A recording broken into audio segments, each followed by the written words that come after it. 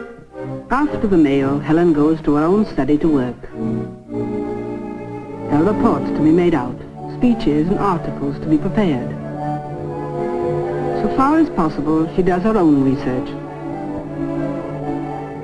She locates her reference books by the Braille lettering along the edge.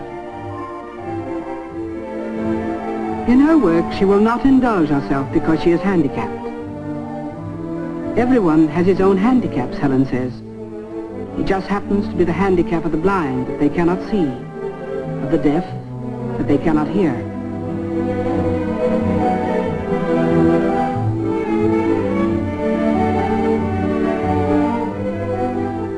She does her own typing.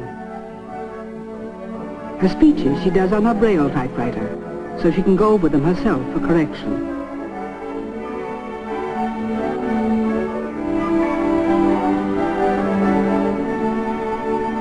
The machine has only 6 keys because all Braille letters are made by the combination and placement of 6 raised dots.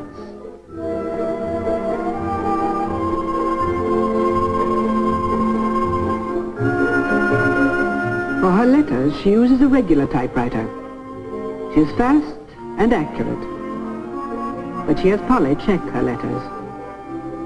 Being blind, she cannot permit herself the casual mistakes of the seeing. If there are mistakes, Helen types the letter again.